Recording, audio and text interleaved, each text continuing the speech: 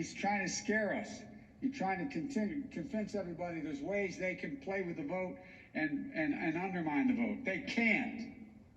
If we show up, we win. And look what's happening in early voting all across America.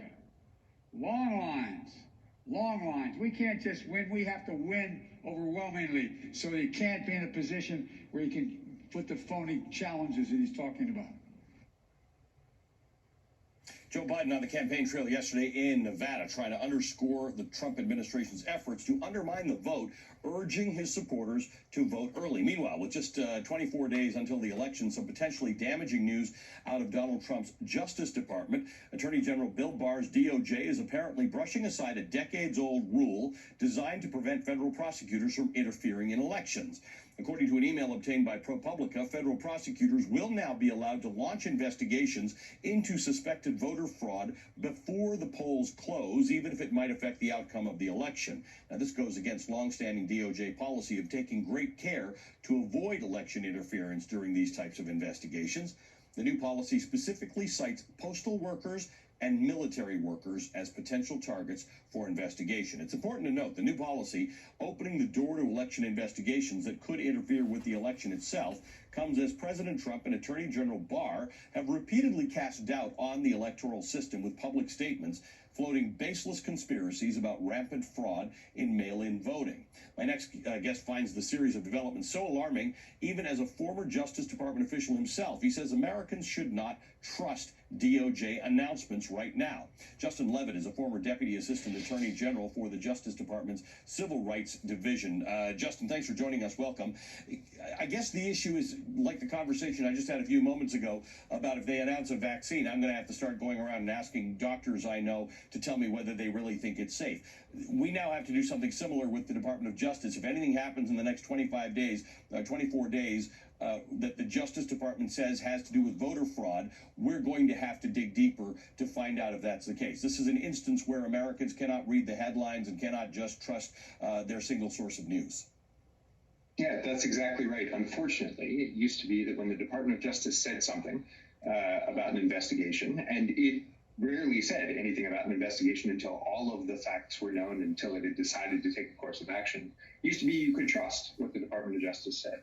Unfortunately, I don't know if that's true right now. The steps the Attorney General mentioned are precisely right, as Joe Biden said in the clip you showed, designed to scare us and to undermine our confidence in the elections.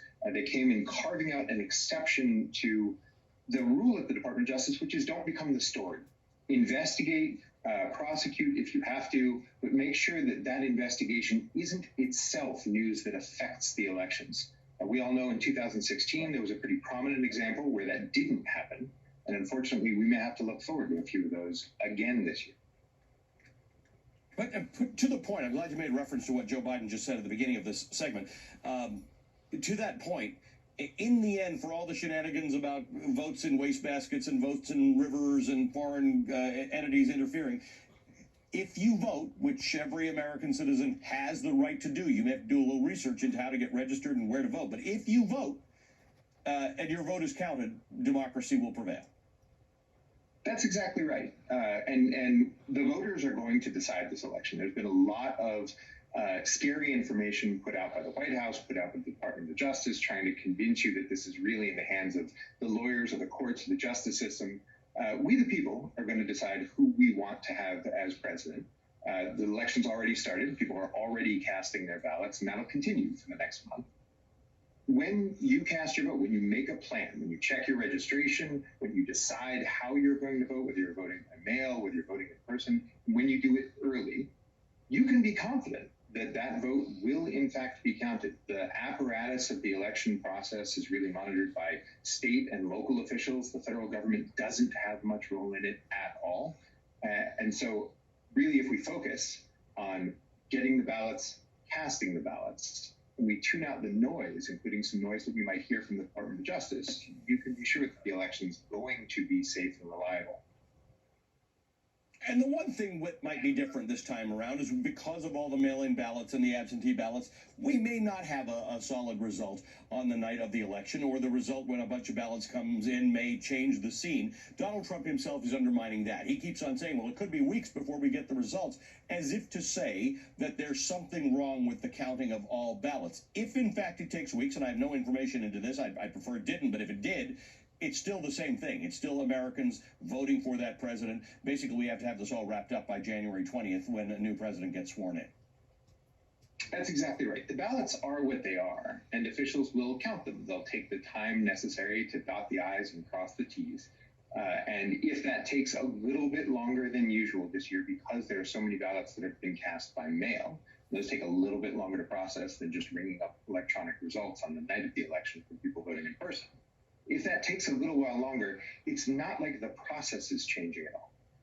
We are actually taking the time to make a list and check it twice, and that's the important thing. The fact that we might not know on election night, and I think we're going to know by the weekend, by a few days after election night, at the latest.